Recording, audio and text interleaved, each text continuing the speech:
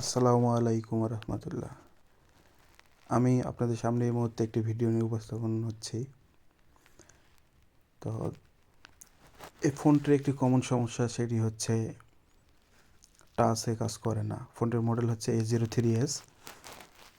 তো এটি একটি মূলত কমন প্রবলেম সিপিইউ থেকে। তো আমরা অনেকেই আছি যে কাজগুলো আমরা খুব সহজেই করে দিতে পারি, আবার অনেকেই আছে যে এই কাজগুলো আমাদের কাছে অনেক কঠিন হয়ে যায়, শুধু এটা সময় সাপেক্ষের ক্ষেত্রে। তবে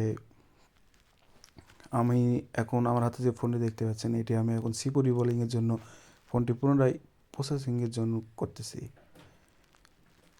আমি এই কমন সমস্যাটি, এটা এখন সকলে বুঝতে পারবে, যারা আমার ভিডিও দেখতেছেন তারাও বুঝতে পারছেন যে এখন আমি কিসের কাজ করব।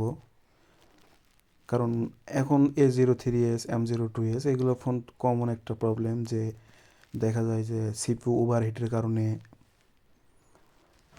নিচের যে গ্লুগুলো আছে সেই গ্লুগুলোর কারণে আমাদের টাচে কাজ করা বা মোবাইল সাউন্ড আসা বন্ধ হয়ে যায়। তো এটি একটি মিডিয়াটেকের প্রসেসর। এটির আমি এখন রিবোলিংয়ের জন্য প্রস্তুত করতেছি। তো এটা আমি রিবোলিং করব। তো ভিডিওটি বড় হয়ে যাওয়ার জন্য আমি সেই অংশগুলো একটু ক্রপ করে দিয়েছি। তবে এখান থেকে অবশ্যই আপনারা কিছু, আমার অভিজ্ঞতা থেকে আমি কিছু কথা শেয়ার করব। এই যে যে আমি এখন সিপো রিবোলিংয়ে কাজ করতেছি, মূলত এটা কিন্তু আগে আমি ডেট রিস্ক নিয়ে কাজ করতাম। এখন আমার আর ডেট রিস্ক লাগে না। হ্যাঁ, এখন আমার আর ডেট রিস্ক লাগে না। কারণ একটা সময় দেখা যায় কি, যে কাজ করতে করতে হাতের একটা মাপ হয়ে যায়, হটগানের একটা মাপ হয়ে যায়। তো দেখুন, আমি সিপুটি সুন্দর করে খুলে আবার রিপেয়ার করে লাগিয়েছি। উপরে যে পেস্টটি দেখতে পাচ্ছেন, এটি খুবই একটি ফ্লেক্স ভালো পেস্ট।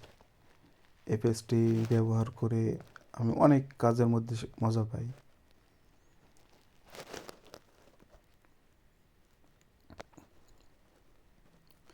তো এগুলো কাজ যারা করে তাদের কাছে কিছু না, আবার যারা করে না তাদের কাছে অনেক কিছুই। তো এগুলো কাজ করার জন্য আমাদেরকে অনেক শ্রম দিতে হয়, অনেক মেধা খাটাতে হয়। তো যদিও কাজের এটা তেমন কোনো বিষয় না, তারপরেও যে পিনগুলো আছে সেই পিনগুলো কোনো রকম মিস্টেক হয়ে গেলে আমাদের ফোনটি ড্যামেজ হয়ে যাওয়ার সম্ভাবনা রয়েছে, বা নিচ থেকে কোনো লাইন যদি ছিঁড়ে যায় তাও আমাদের ফোনটি ড্যামেজ হয়ে যাওয়ার সম্ভাবনা রয়েছে। তো মিনি জাম্পার করেও কিন্তু ফোন এগুলো রান করা যায়, কিন্তু আমি এখানে কোনো রকম মিনি জাম্পার ছাড়াই ফোনটি কাজ করতেছি। তো ভিডিও দেখি তো বুঝতে পারছেন। যদি আমার এই ভিডিওটি এখন আপনাদেরকে ভালো লেগে থাকে তাহলে অবশ্যই চ্যানেলটি সাবস্ক্রাইব করে একটা লাইক দিয়ে যাবেন, আমি যাতে আপনাদের উৎসাহ পেয়ে